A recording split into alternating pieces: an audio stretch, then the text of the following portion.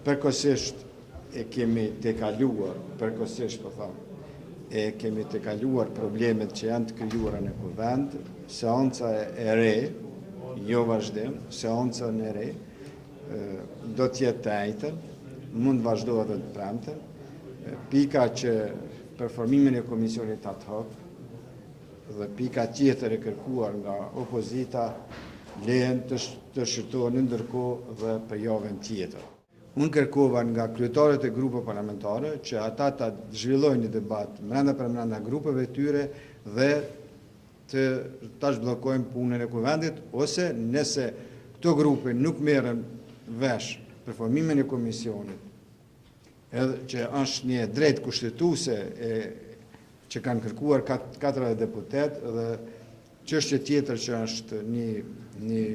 raport i komisionit qeveritar, unë mendoj që mund bllokohet kuvendi nëse nuk arrihet një dakordim. Përkohësisht do të thotë kjo që është sot është një zgjidhje e përkohshme. Realisht ne jemi në fushat tash dhe zbesoj që mund të ketë diçka edhe prej liderëve të partive politike, po ne jemi të interesuar që ato çështje të cilat ne jemi të pozicionuar, të dy palët në pikat caktuara, në çështjet caktuara dhe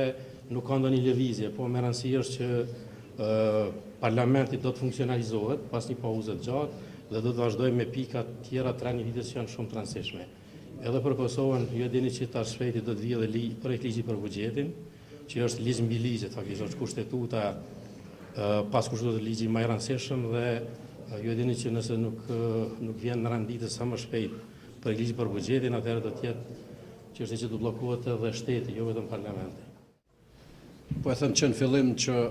ne si LDK, po dhe vetë vendosja ishëm të vazhdojnë seanca ashtu siç ka mbet, dhe me pikën kontestuese për pozitën, po jo për opozitën, çështjen e formimit të komisionit. Mirë po përsëri që nuk ekziston gatishmëria e pozitës dhe realisht ata që po e bllokojnë punën. Siç u tha këtu, po bllokojnë edhe shtetin në një mënyrë, po që është çështje e tyre dhe ne diskutuam që fundi fundit marrët një seancë për hir për shkak të disa pikave të rëndësishme, por që pozicioni ynë këtë rast i LDK-s mbetet i njëjti. Mendoj se është mirë për kuvendin që po vazhdojmë kështu, janë 2 pika, dikush thot 1, dikush janë 2, po janë 2 pika cilat e kanë sjell situatën e kuvendit gati një blokad, ato 2 pika duhet të konsumohen, ato 2 pika një tardhme duhet merret, për ato 2 pika duhet merret vendim një tardhme, do të thotë nuk mundet kuvendi me i hudh ose me i anashkalu. Qëllimi i